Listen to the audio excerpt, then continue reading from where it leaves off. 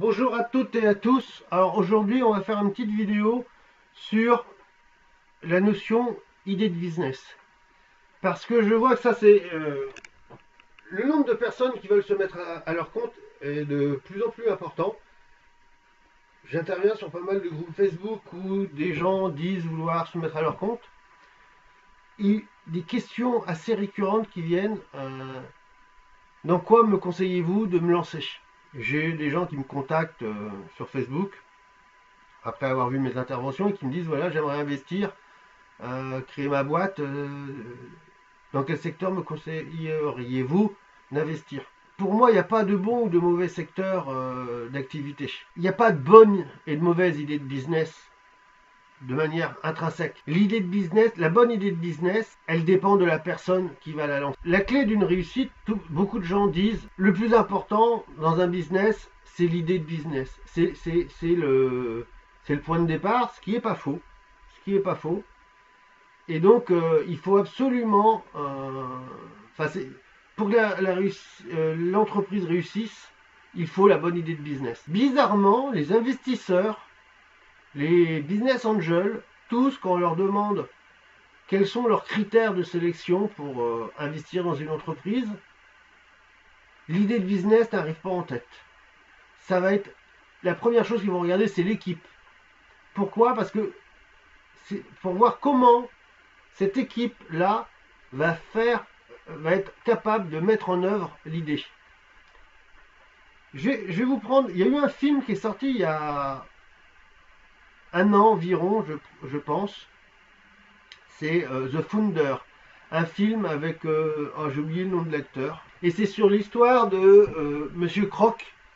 Monsieur Kroc, pour ceux qui ne connaissent pas, c'est celui, pour beaucoup, c'est l'inventeur de McDonald's. C'est le créateur du premier restaurant McDonald's dans l'histoire McDonald's revisitée, l'histoire entre guillemets officielle de McDonald's. Et donc ça raconte comment il a lancé l'entreprise McDonald's. Et à la base, Monsieur Kroc était un vendeur de machines à milkshake pour les restaurants. Une machine qui permettait de faire 3, 4, 5 milkshakes en même temps.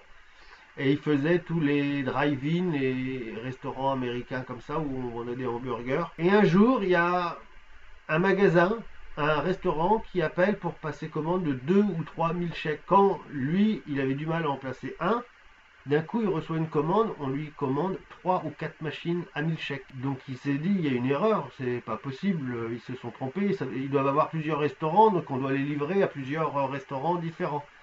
Il appelle et là les gens lui disent oui oui on a bien commandé 3, non pour un seul restaurant. Et il décide d'aller voir quel restaurant peut acheter 3 machines à milkshake et qui a besoin de produire 3 machines, autant de milkshake à la fois.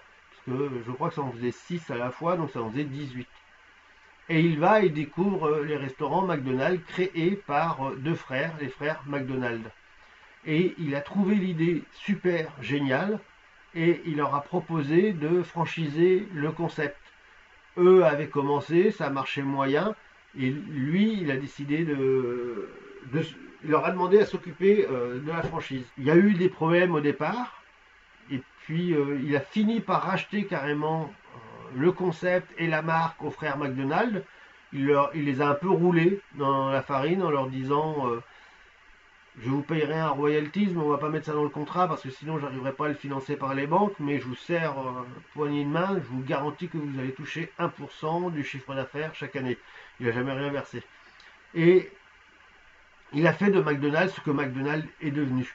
Alors là on se dit, bah, les frères ils ont été cons, ils auraient dû garder, ils seraient milliardaires et tout. Et non. Et non, non, non. Pourquoi?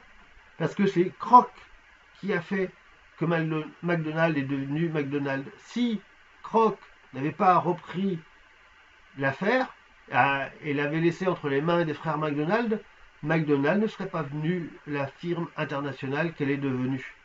Donc ça montre bien que l'idée de business dépend plus des hommes que de l'idée en elle-même. Parce que McDonald's n'a pas été la seule entreprise à faire des hamburgers.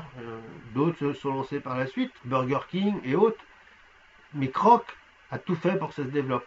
D'ailleurs, il faut savoir, les frères McDonald, eux, leur ambition, c'était d'avoir 1 million d'euros. Alors 1 million d'euros, on est dans les années 50. Donc c'est une somme quand même assez coquette. Je ne sais pas combien ça pourrait faire maintenant, mais c'est pas négligeable. Ça doit faire au moins une dizaine, sinon plus, de millions enfin pas d'euros, je vous parle d'euros, 1 million de dollars. Donc ils auraient pu vivre très confortablement, et c'est ce qu'ils ont obtenu en vendant. Ils ont vendu leur affaire 2,7 millions de dollars à partager en deux, donc ça fait 1,350 million. Après les impôts, il leur restait 1 million chaque. Tout ça pour dire l'idée de business, qu'il y a des gens, une bonne idée. Je lui lisais un commentaire d'une personne qui disait une bonne idée de business, ça se donne pas, ça se vend. Mais non, parce que l'idée de business, elle vaut rien. D'ailleurs, une idée de business, ça se protège pas, mais ça dépend surtout de ce qu'on en fait. J'aime bien, j'ai une petite métaphore, c'est comparer une idée de business à un gland. Un gland, j'en ai pas là, hein, on habite à Paris, il n'y a pas les chaînes. Un gland, vous le posez sur la table, vous faites rien, le gland reste un gland.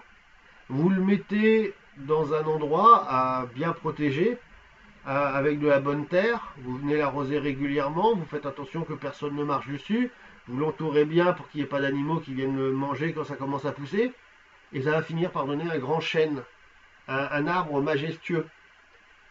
Donc la même graine donne pas le même résultat en fonction de ce que les gens en font. On peut prendre pareil un grain de blé. Il y a une personne qui va prendre un grain de blé, vous donnez à deux personnes. La première, elle va le planter, la deuxième aussi. Ça va donner deux épis. La première va faire un peu de farine avec l'épi de maïs qu'il a eu. Elle va pouvoir se faire un petit morceau de pain et il n'y a plus rien. Et l'autre va utiliser tout l'épi pour replanter et pour en avoir plus, et ainsi de suite. Et donc on voit bien qu'en fonction de ce qu'on fait d'une idée de business, on va avoir des résultats différents. Alors, la bonne idée de business, elle doit être adaptée à vous, à ce que vous désirez, à ce que vous avez envie de faire de votre vie. Je vais prendre une idée toute simple, mais il y a des idées de business, il y a des business qui demandent un travail acharné, avec des gros horaires de nuit. Par exemple, vous ouvrez un restaurant, ça va être difficile de rentrer chez vous tous les soirs pour 18 heures, sachant que c'est le soir où on fait le plus d'argent. Alors il reste certains types de restaurants où vous pouvez le faire que le midi. Et du coup, si votre vie de famille est importante, ouvrir un restaurant, est-ce que ça va correspondre? Ça va être compliqué. Vous avez envie de voyager, ben, il y a des business qui sont adaptés pour pouvoir, avec lesquels vous pouvez travailler de n'importe où, et d'autres non. Donc, en plus, pareil, il y a des business, si vous n'avez pas d'argent, vous voulez ouvrir un bar, ça va être compliqué d'ouvrir un bar sans argent pour acheter une licence, pour avoir un local, pour faire les travaux de sécurité, d'hygiène et tout ça. Ça va être compliqué sans argent. Alors que d'autres business peuvent être faits avec pratiquement pas d'argent. D'ailleurs, je prépare quelques vidéos et une formation à ce sujet, pour ceux que ça pourra intéresser. Il est possible de lancer des business sans argent. Par contre, il faut bien y réfléchir. Si vous voulez faire une marque automobile comme Elon Musk, une nouvelle marque automobile électrique, 100% électrique, sans argent, ça va être un peu compliqué. Hein, va falloir trouver des investisseurs, ça va être quand même assez tendu. Donc, tout ça pour vous dire, l'idée de business, elle va dépendre de vous et aussi de votre environnement. Quand je vois, par exemple, l'autre fois, il y avait quelqu'un qui dit, moi j'aimerais bien faire une entreprise de production, je suis à la campagne, j'ai pas mal d'argent, qu'est-ce que vous me conseillez de produire? Bah, j'en sais rien. Vous habitez où à la campagne? Si vous voulez faire de l'alimentaire, dans votre campagne, quels sont les produits intéressants qu'il y a autour de vous? C'est ça qu'il faut regarder en fonction des opportunités. C'est pour ça que l'idée de business, ça se trouve pas comme ça du jour au lendemain. Ça demande un gros travail d'analyse de soi-même, de notre environnement familial, notre environnement économique, géographique, notre environnement amical, professionnel, pour voir tout ce qu'il y a autour de nous qui pourrait faire émerger quelque chose, parce que c'est pas le tout d'avoir une idée, mais si vous avez ni les compétences ni personne pour vous aider, ça va être plus compliqué que sur d'autres secteurs d'activité où vous pourriez le faire plus facilement parce que vous avez un oncle qui est spécialisé dedans, vous avez quelqu'un à côté de chez vous qui produit des fraises pour pouvoir faire de la confiture ou des produits alimentaires à partir de cette marchandise. Enfin, je dis des choses comme ça qui me passent par la tête, mais voilà. Donc tout ça pour vous dire, la bonne idée de business, c'est pas aux autres de vous l'apporter, c'est à vous de réfléchir. Faites un gros travail d'analyse de vous-même, de votre environnement, je me répète là, pour pouvoir la trouver. Pour ceux que ça intéresse, je suis en train de préparer justement une formation sur comment trouver son idée de business et la valider. Puisque en général, quand vous partez dans cette analyse, vous trouverez plusieurs idées. Il faudra choisir quelle idée lancer. Voilà. J'espère que cette vidéo vous a plu. Si elle vous a plu, mettez un pouce bleu. Si vous avez des questions autour de la vidéo, n'hésitez pas à l'indiquer dans les commentaires ou si vous voulez rajouter des choses par rapport à ce que j'ai dit ou contredire aussi, puisque si vous n'êtes pas d'accord avec certaines choses, n'hésitez pas à mettre des commentaires pour me le dire et me le faire savoir. A très bientôt, au revoir.